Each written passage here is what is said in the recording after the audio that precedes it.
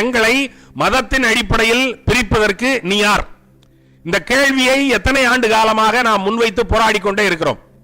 வெள்ளைக்காரன் செய்தான், இஸ்லாமியர்கள் இந்துக்கள் என்று இரண்டாக பிரித்தான். பிறகு இன்றைக்கு இருக்கிறவர்களும் செய்கிறார்கள், இஸ்லாமியர்கள் இந்துக்கள் என்று இரண்டாக பிரிக்கிறார்கள். தொடர்ந்து இந்த மதத்தின் அடிப்படையில் இங்குள்ள மக்கள் பிரித்து போடப்படுவதும், இங்குள்ள மக்கள் அதற்கு எதிராக திரண்டு எழுந்து நாங்கள் ஒருங்கு திரண்டவர்கள், நாங்கள் தமிழர்கள், வங்காளிகள், மலையாளிகள், இந்தியர்கள் என்றிருப்போமே தவிர இந்துக்களாகவும் முஸ்லிம்களாகவும் இருக்க மாட்டோம் என்கிற இந்த கிளர்ச்சி அன்றைக்கு தொடங்கியது, வெள்ளைக்காரன் காலத்தில் தொடங்கியது. ஆனால் அப்போதும் தமிழ்நாடு அமைதியாக இருந்தது. தமிழ்நாட்டில் எந்த சலனமும் இல்லை. அதனால பினைட்டட் ப்ராவின்ஸ் அப்படின்னு தமிழ்நாட்டை சபிக்கிறார்கள். தூங்குமூஞ்சி மாகாணம் என்று பாரதி அந்த பினைட்டட் ப்ராவின்ஸ், இருண்ட மாகாணம் என்றுதான் அதை மொழிபெயர்த்திருக்க வேண்டும்.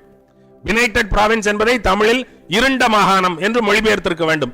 ஆனால் பாரதி ரொம்ப கோபத்தோடு அதை மொழிபெயர்க்கிறான். தூங்குமூஞ்சி மாகாணம், தூங்குகிறார்கள் தமிழர்கள் என்று அதை மொழிபெயர்க்கிறான். அந்த தூங்குமூஞ்சி மாகாணம் தடால் என்று ஒரு நாள் விழித்தெழுகிறது. வஉசி வந்து நிற்கிறார்.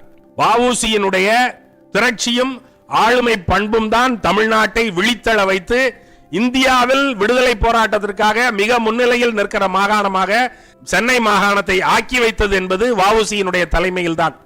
வஉசி இங்கே மக்களை திரட்டும் போது என்ன சொல்லி திரட்டுகிறார் என்றால், அவருக்கு ஒரு கொள்கை இருந்தது.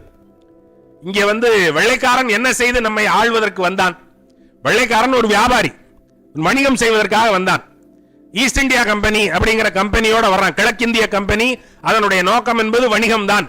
இஸ்லாமிய மன்னர்கள் ஆட்சியில் இருக்கும் போதே, டில்லி சுல்தான்கள் ஆட்சியில் இருக்கும் போதே, இஸ்லாமிய முகமதிய பேரரசு ஆட்சியில் இருக்கும் போதே இவர்கள் வந்து விட்டார்கள். வந்தவர்கள் வியாபாரம் செய்வதற்கு உரிமை கோரி சிறு சிறு பகுதிகளை தங்களுடைய கையில் எடுத்துக்கொண்டு அங்கே தங்களுடைய கிடங்குகளை அமைத்துக் கொண்டு அங்கே இருந்து தாங்கள் கொண்டு வந்த பொருளை விற்று இங்கிருக்கிற பொருளை வாங்கி இப்படித்தான் வியாபாரத்தை தொடங்கினார்கள். இவர்கள் எப்போது ஆட்சியாளர்களாக வந்தார்கள்? வணிகத்தின் வழியாக மெல்ல மெல்ல மேலாண்மை பெற்றார்கள். இங்கே இருக்கிற வேற்றுமைகளை தங்களுக்கு வாய்ப்பாக பயன்படுத்தி கொண்டார்கள். தாங்கள் வணிகம் செய்ய வந்த பொருள்களோடு சேர்த்து துப்பாக்கிகளையும் பீரங்கிகளையும் விற்றார்கள். இவற்றை விற்றதன் வழியாக இந்த மன்னர்களுக்கு இடையில் மோதல் இருந்தது. மன்னர்கள் சண்டையிட்டுக் கொண்டே இருந்தார்கள். அப்ப இவன் போறான் நடுவுல போய், உனக்கு இந்த சண்டையில வெற்றி வேணும்னா நீ இந்த பீரங்கியை பயன்படுத்து, துப்பாக்கியை பயன்படுத்து என்று இவற்றை விற்கிறான். இவன் ஒன்றும் பீரங்கி துப்பாக்கிகளை எல்லாம் கொண்டு வரவில்லை. கப்பலில் வரும்போது கப்பலினுடைய பாதுகாப்புக்காக கப்பலில் அமைக்கப்பட்டிருந்த பீரங்கிகளை கழற்றி விற்கிறார்கள். தங்களுடைய பாதுகாப்பிற்காக கொண்டு வந்த துப்பாக்கிகளை விற்கிறார்கள். மிகவும் அற்பமான எண்ணிக்கையில் விற்கிறார்கள். ஆனால் இவை உருவாக்குகிற விளைவுகள் மிகவும் பெரியவையாக இருப்பதனால் மன்னர்கள் இந்த துப்பாக்கிகளை விலை கொடுத்து வாங்கிக் கொள்வதற்கு தயாராக இருந்தார்கள். ஆனால் மன்னர்களுக்கு இவற்றை இயக்க தெரியாது, பீரங்கியை கொண்டு சுட தெரியாது. அப்ப பீரங்கியை வாங்கி என்ன செய்யறது? சுட தெரியணும்ல.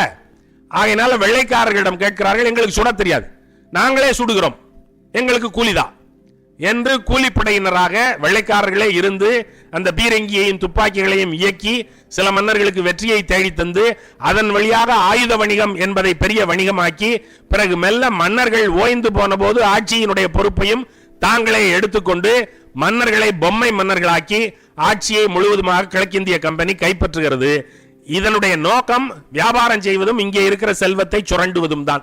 வஉசி நினைக்கிறார், அப்ப நம்ம ஒரு சுதேசி பொருளாதாரம் என்கிற ஒன்றை கொண்டு வர வேண்டும் என்று கருதி இங்கே உள்ள பொருள்கள் நாம் தயாரிப்போம், நாம் தயாரித்த பொருள்களை நாமே அயல் நாடுகளுக்கும் மற்ற இடங்களுக்கும் கொண்டு சென்று விற்போம், அதன் மூலமாக வெள்ளைக்காரனுடைய அந்த வணிக முதுகெலும்பை ஒடிப்போம், ஒடிப்பதன் வழியாக வெள்ளைக்காரனை வலுவிழக்க செய்வோம் என்று தீர்மானித்து தான் கப்பல் கம்பெனி எல்லாம் தொடங்கினார்.